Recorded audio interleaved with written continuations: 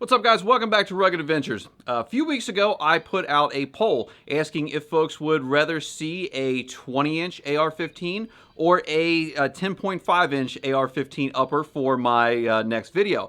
Overwhelmingly, by a 60-40 majority, folks wanted to see a 20-inch barrel, and so that is what I ended up getting.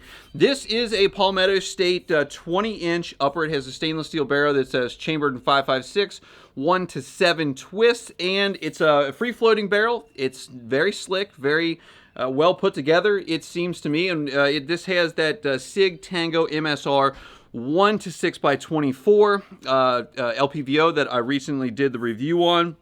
And, overall, a lot of times people ask me, why do I keep buying PSA stuff? Because the price is right. You can get this for about $350. And if you're not going to go to war with it or shoot 10,000 rounds through it full auto suppressed, it's probably going to be fine for your everyday shooter. The classic A2 style is nice, but I really do like this full rail, this M-LOK rail, free float type of barrel. It's very good. Now, when I was firing in here before we even got started, this does fire very nicely. There's very little recoil. Not that 5.56 has a ton of recoil, but it was very light. And then, as far as getting this thing on target and sighted in, I was able to bore sight it, shoot one shot, make one adjustment, and then we were able to put 3 right in the bullseye. So between this 20-inch upper and this SIG Tango MSR, we were able to get it on target very quickly. And, when you're looking at these 20 inches versus a 10.5 or a 16, they are typically easier to get on target, and there's a couple of reasons for that. If you're using irons, just geometry says that the farther apart that the sights are, the more accurate that you are going to be as you're looking down this thing, because as you move it, it changes the picture through here less dramatically. Whereas if you have a gun like this 16-inch or a 10.5 or anything like that, as you move it, you change the geometry of the sight picture and how you're seeing the target at a much greater rate than if they're farther apart. Also, with this 16-inch, this is a 16-inch Anderson. Yeah, especially in this M4 configuration, you're holding it like this, and so you don't have. If you move it just a little bit, it moves the gun quite a bit. Whereas with this 20-inch here, you have a nice long grip on it. If you move it a little bit, it doesn't move the gun nearly as much as with a shorter barrel. So today, let's look and see if this is any better at breaking stuff than this is, because this is the barrel that the original 5.56 223 was originally supposed to shoot out of. This should get our highest feet per second out of a typical AR-15 barrel, and let's see what it does. First up is our 1x1x1 wood block test, and if you guys haven't seen this channel before, we take a 2x12x8, cut it into 8 sections. That gives us a block of wood that is 1 foot by 1 foot by 1 foot in 1.5 inch increments, and then we can tell how far these things go through it. And I think it's a pretty decent little test. So first off is going to be our 16-inch AR-15. These are all shooting 55 grain bullets, just your standard M16 type of thing from the original spec. So we're going to put this one left, and kind of towards the center, but we'll remember where that is. And then for our 20-inch here, we'll go a little bit more to the right. I think I put them damn near the same spot. Let me shoot it again. A little higher. There we go. That should be better. So today we don't even have to take this apart. I know that this is our 16-inch and these are our two 20-inchers. But when we get back to the back here, we have 3 brand new exit holes, and so they just went all the way through. And what I noticed about this wood block compared to the other ones that we have used is this one was extremely light and dry versus these that were significantly heavier.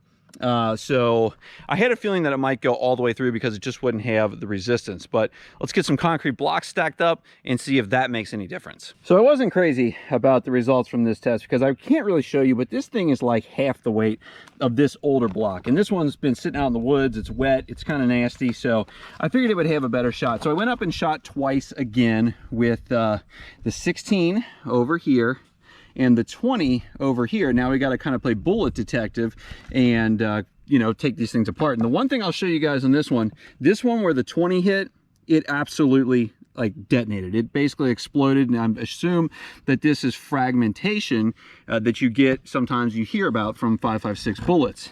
And so you still have the 2 here from the 16.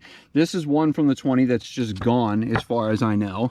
If it's in here, I haven't seen it. And then that's the other one from the 20. So as we keep going, I believe that's the 20. These two, this mess here is from the 16 and multiple others that I've shot over the last couple of months. I assume some of these are from the 16. This is from the 20. The one from the first 20, the other one, it's just gone. Again, somewhere in here is our 16s. This is that 20 that is still going. It looks like it's tumbling quite a bit at this time. And then I am going to assume that this is from that 20, that it went sideways through here and ended up stopping right here. And then I'm going to also assume that this is from our 16. And I don't know where the other 16 went. But as far as how far they penetrated, it looks like the 16 and the 20 went about the same distance in this. However, one of the 20s fragmented almost immediately upon impact. And so, you know, if you're hitting a soft target and you want that fragmentation in that wound cavity, that's pretty good. Otherwise, it seems like they went about the same distance as far as I can tell. Next up is going to be our 4x8x16 solid concrete block test. Now, the 5.56 is not really known to be a masonry killer.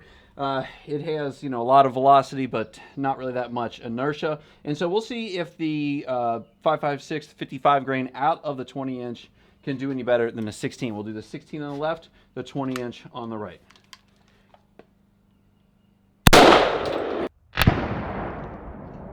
And that did a pretty good job, actually, for the 16 inch. It looks like it cracked it all the way in half, but we will see what the 20 does.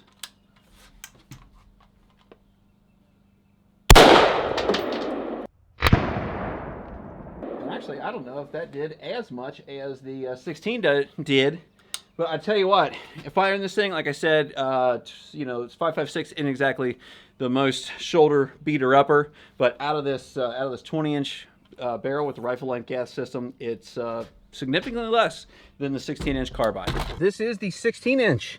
It cracked it all the way across. It broke it in half, basically. So that's pretty amazing. This is our 20-inch. It bored a huge hole in there. Didn't do anything to the back. Did not break it in half. So, you know, honestly, I don't know. I don't know if there's some variable that I'm missing, or if the 16-inch is better, if the 20-inch just, you know, vaporized as soon as it hit here because it was going faster. Let's go back to the top and finish cutting these things in half. We've got one shot in each one of these, and now we will see how many it takes to completely cut these things in half. We'll start with the 16, and that one's already broken in half, so it shouldn't take too many, I wouldn't think. If I can hit it up, that's 2, 3, 4, 5. We'll count that. I think at like 5. Pulled that first one real hard to the right. Now out of our 20, let's see here. Oh, did not cycle, and I've been having a couple issues with that, with it being brand new, I guess. But we'll see.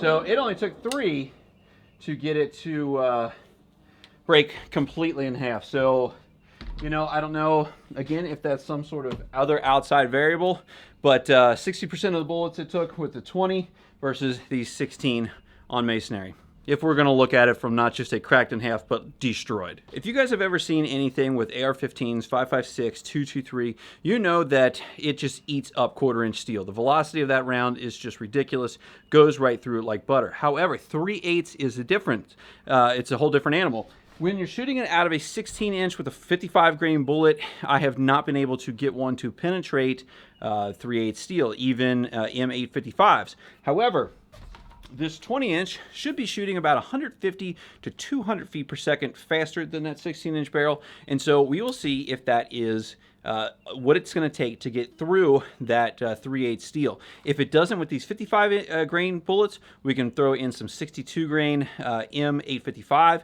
and see if that makes any difference. But let's give it a try first with the 16, even though unless something weird happens, I know it's not going to go through, but we'll just do it sort of as a control group down there.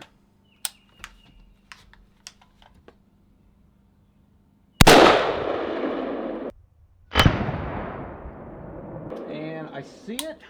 I don't know if it went through. I don't think it went through, but I can see the mark. Let me actually use the LPVO here to take a look. And it did not go through. So let's go ahead and see. I don't remember if this has any more rounds in it. Looks like it does. Go ahead and see if this will go through with a 20-inch barrel. So I think I was aiming just a little bit low with the 20-inch here. So I'll hold a little bit over and see if we can actually get it on the metal. And yeah, that was much more like it. This is our 16. This is from our 20, and I guess just where I have that that LPVO sighted in, I had to put that mark right here to hit there from only right back there. It basically has about the same. This one, if you guys can see that on camera, is just a little bit deeper, and maybe this is can give you some sort of idea if the sunlight gets out of it, that this one over here is a little bit more, is a little larger than that one. I don't know if you guys are going to be able to tell that on camera, but that is going to reflect the faster velocity. And there's a little bit of metal cracking on this one right there. I don't know if that's going to be able to show it. Let's put an M855 in there, see if we come up with any different results. So I've got these PMC X-Tac 855. These are the green tips, the penetrators, and we will see. Here, I'll just show them to you right there if that thing will focus.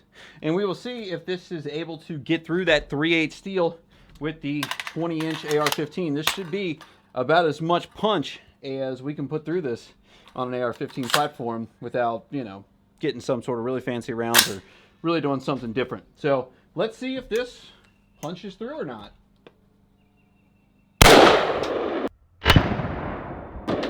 I think it might have. Maybe? I don't know. Let's go look. Out of that 20-inch barrel, that 855 went directly through that 3/8 steel. So, you know, there you have it. You put a really long barrel with a really powerful bullet, and it goes through. And now some of you may be asking, well, what about out of a 16-inch barrel? And I probably should have thought of that before I walked all the way down here. I don't think it's going to go through, but we can go ahead and shoot one from the 16 as well. So here's our 855 out of a 16-inch barrel. The target down there is kind of getting loaded with holes, so we'll see if I can manage to sneak this into one of the ones that isn't already filled up with holes. Can't remember if I charged this already, but there we go. Okay, let's see what I can do. Here I am with egg on my face. The 16-inch went right through as well. No problems at all on 3/8. Let's see if I have any 1/2 inch around. So we'll see if this 20-incher can do what none of the other ones have, is get through a piece of 1/2 inch mild carbon steel. We'll do the 16-inch first. Again, these are with that same PMC 855 ammunition, and our 1/2 inch steel down there, if I can hit the damn thing. I did put it right on target, so pretty proud of myself with the first one. And it was, you know, sort of on the lower end of the target. And we will see if I can do the same with this 20-incher. Right in the middle of the target again. Look at me go, huh? So as I expected, there's the 16, and it managed to find a clean spot. There's the 20. Didn't go through. Let's see what the backside of this looks like. That is our 20, and our 16 is down here. So the 20 made a bigger dent, if that focuses in this light, but did not actually get through. And so, you know, even though it obviously has more coming to it, you know, when it hits with that 20-inch barrel, it just still didn't have enough to get through that really thick 1/2 inch steel. So overall, is there really that much difference between a 20-inch AR-15 and a 16-inch?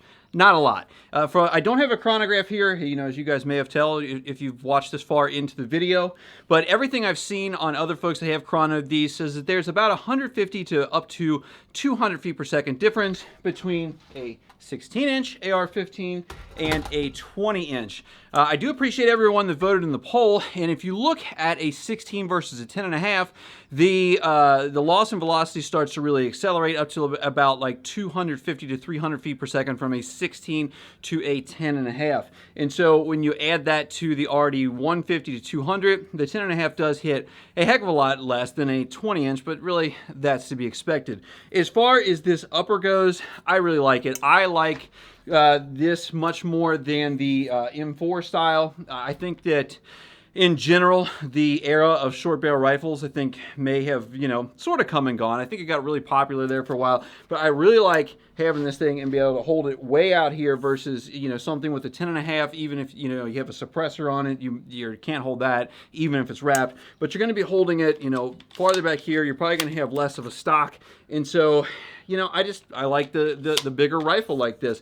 I like the free float versus the A2 style that has, the handguard attached to the barrel itself.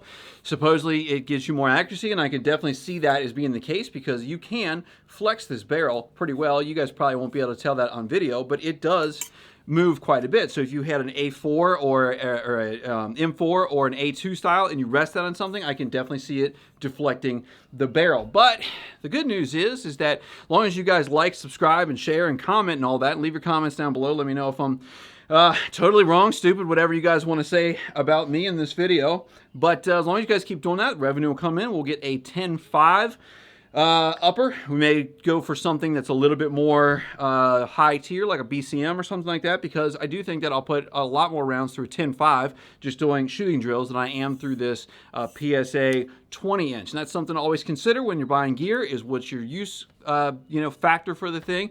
Do you need to put 10,000 rounds through it suppressed full auto, or are you only going to put 500 a year, 1,000 a year? Same thing with your optics or anything else that you buy. Be sure to always factor in your use factor and not necessarily what is the coolest thing that's on the internet that the tactical people are doing, unless money is just no object, in which case do whatever the heck you want. Guys, I appreciate you watching today. If you haven't yet, subscribe down below, hit the like button for this video, and I will see you out here on the next one with the wasps and all the carpenter bees attacking me.